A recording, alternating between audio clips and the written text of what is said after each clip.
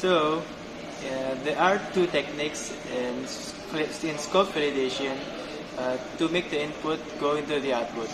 The first, it's the decision making. There are three types of decision making. The first is voting. In voting is a collective decision making technique and an assessment process having multiple alternatives with an expected outcome in the form of future actions. Basically, a group of people give their vote for a matter, and then their vote count as one, and then the majority usually becomes the group opinion. There are three types of voting. The first is anonymity. It is when 100% of the group agrees on a single course of action. The second is majority. Is when at least 50% of the members of the group agrees on the matter, and then that opinion of the majority will be the opinion of the group. And then the last is plurality. It is when the largest block, regardless of their votes, regardless of their percentage, will be the opinion of the whole group. And then after voting, there is autocratic decision making. In this method, one individual takes responsibility for making the decision for the group. And the last is multiple criteria decision analysis. It's a technique that uses a decision matrix to provide a symmetrical analytical approach for establishing criteria such as the risk level, uncertainty, and valuation to evaluate and rank many ideas. And then after decision making comes the inspection. The inspection is when the group decides to make a comparison between what has been done on the document with the document that has been standardized.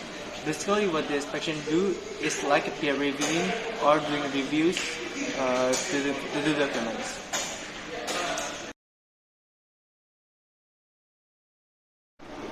So from the requirement documentation in the project documents, there are some requirements that we will provide to the stakeholders. There is computers for each point of sales, computers for store warehouse managers and other parties using this application, local area network for in-store data sharing, and reliable internet for the cloud system. So, do you all think that these requirements is in our scope? Let's talk about it. So, if you agree with that the requirements is in our scope, raise your hand.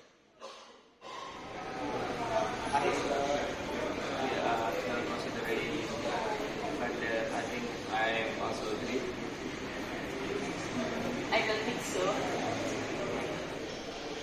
So, 2 out of 3 is agree with that the requirements is in our scope. Then we can conclude that the requirements is in our scope. Mr. Nizar, based on application requirement, there are 4. First, computer for each point of sale. Second, computer for store warehouse managers and other parties using this application. And 3, local area network for in-store data sharing. And the last is reliable internet for closed system. Is it right? Yes. Please, I guess it's right. Okay. But I see the operating system that you use in your company is outdated. To implement this application, I suggest to update your operating system. If you still want to use that operating system, it will consume more time and cost too to develop the cashier application program. Oh, thank you for informing me. I guess this is a problem that I can't solve alone, so maybe I will tell to my upper ups and see what can we do to resolve this problem. Thank you for informing me. Okay, I will wait until maybe next Monday. Can you confirm me about say yes or no about use will change the operating system or still do the